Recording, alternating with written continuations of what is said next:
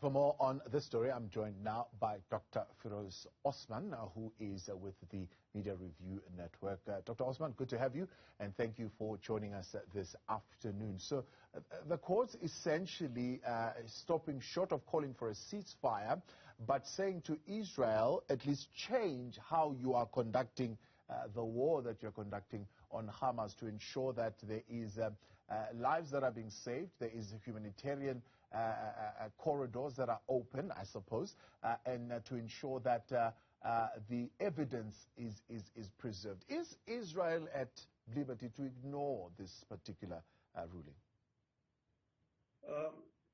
The problem with Israel that it has, for the last 75 years, ignored all international injunctions against it.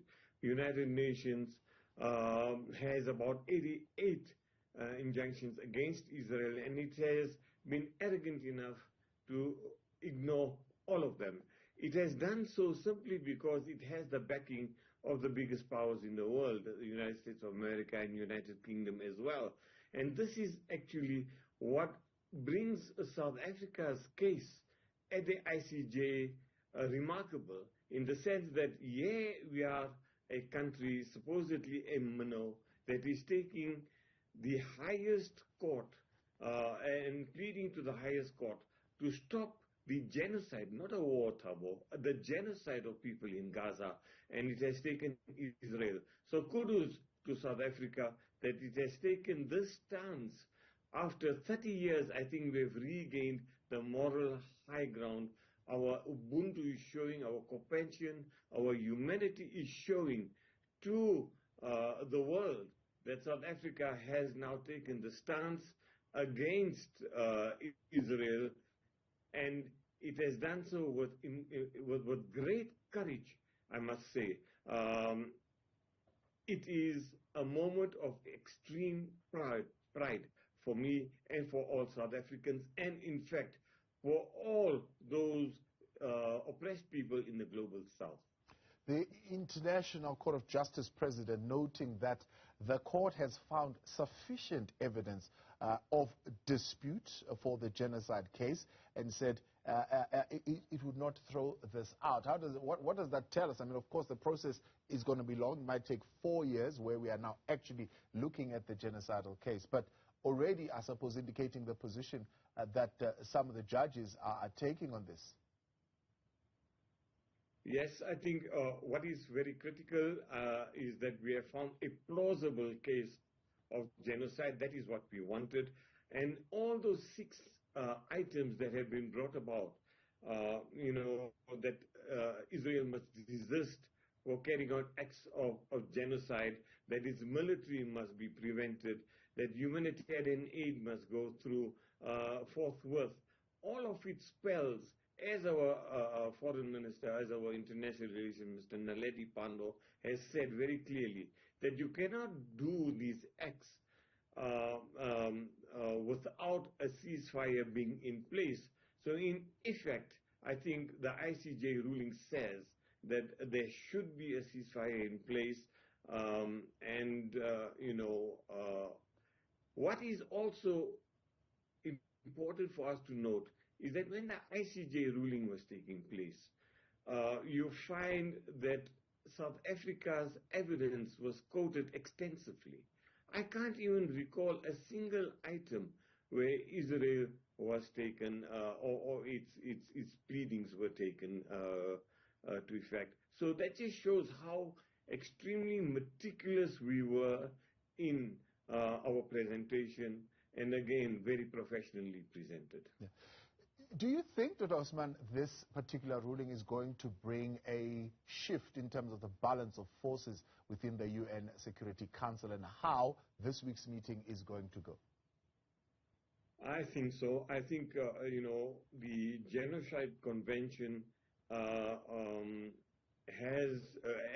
and the rulings of the ICJ is taken seriously in many of the so-called Western countries, to the extent where even the domestic law depends on the ICJ. So this case is not only against Israel, but those countries that are complicit in supporting Israel. I think the United Kingdom, for example, has in its domestic laws whereby it must abide to certain of the rulings of the ICJ. So it will impact at the United Nations Security Council. But we must also remember that South Africa has been saying, and our president has said, that the United Nations is lopsided. The veto power is extremely strong. Yeah. No doubt, I believe that after the report, which Israel is obliged to hand over to the ICJ in a month, it will then, I think, go to the UNSC, and the United States of America will probably exercise its veto. So, but it's under a great deal of pressure to put pressure on Israel to desist from what is clearly a genocide. Interesting, as you bring up that question, Dr. Osman, of the veto power, right? The United States seemingly has interpreted the court ruling as basically giving Israel the green light to continue its war. Here's the response from the State Department spokesperson. We continue to believe that allegations of genocide are unfounded, and note that the court did not make a finding about genocide or a call for a ceasefire in its ruling, and that it called for the unconditional and immediate release of all hostages being held by Hamas.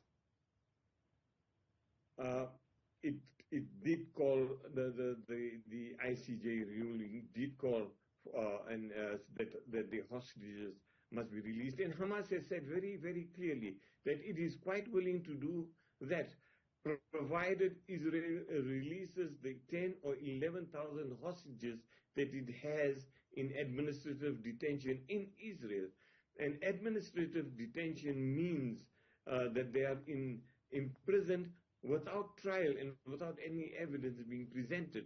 So the United States of America is asking for this to happen, but you must remember that it is complicit.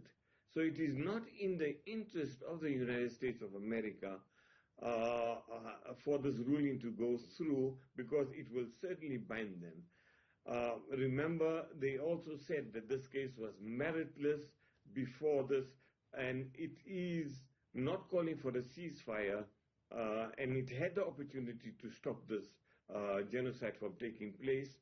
What it does now, after this ruling, and after the report that Israel is obliged to hand over, will be interesting to see. Will they shift their opinion, and will they privately put a lot of pressure on Israel to end the genocide?